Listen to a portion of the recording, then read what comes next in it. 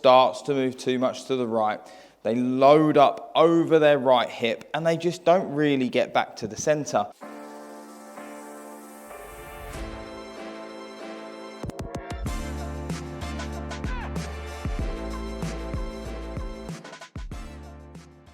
Hi everyone and welcome back to my YouTube channel.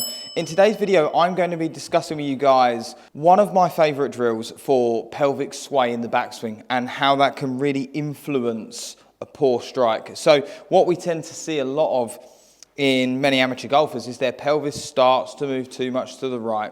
They load up over their right hip and they just don't really get back to the center. In the most ideal world, I would like my players to load a little bit more central to that. So allowing this right hip to work a little bit more back and behind them. And I think if we can turn on a much more centered axis, you should be able to find strike a lot more consistently. So let's get into it. So I just have here my golf bag and a blow up tall striker ball. So you could just get any sized ball, it'll work exactly the same. And all I want you to do is place the ball in between your trowel hip and your golf bag and just keep that pressed nicely there. Now the goal for us is, can I make a backswing and not pop or squish the ball? So if my pelvis starts to ride off to the right, I'm either going to nudge into the bag, I'm going to start squishing the ball into that, and then the ball isn't going to drop.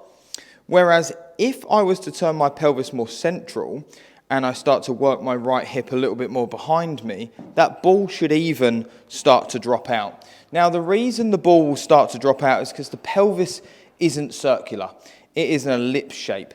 And if I have this shape object and I twist it to the side, I would like to think that it would be skinnier this way than it would this way. And that counts exactly the same for the pelvis. If I can get my pelvis rotating on the spot, because the pelvis is, again, that ellipse shape, as I start to work my pelvis on that spot, it should start to work away from that bag or even a wall. And using a wall, funny enough, is actually an even better drill, because I think that the wall gives some resistance and you'll really be able to feel that ball a little bit more. So again, if we just pop that ball in the trowel hip, leave it there, I can pop the club down in front of me and start working to the top. I'm going to let my trowel leg extend, so get longer. I'm going to let my left knee start to flex a bit more, and I'm going to turn my shoulders and hips around and behind me to really get that nice top of the backswing. And from there, once I've achieved that and I've got comfortable with that, again, in the most ideal scenario to be hitting ahead of the golf ball, I would be loading to the top and then beginning to move away from that bag, moving into that left knee, and then again being able to strike ball, then turf every single time. If you feel like you struggle with your rotation, some things that I would think about applying is how the feet sit on the ground. And I quite like to see both feet sit about 30 degrees open. So square being straight, 30 degrees open a piece.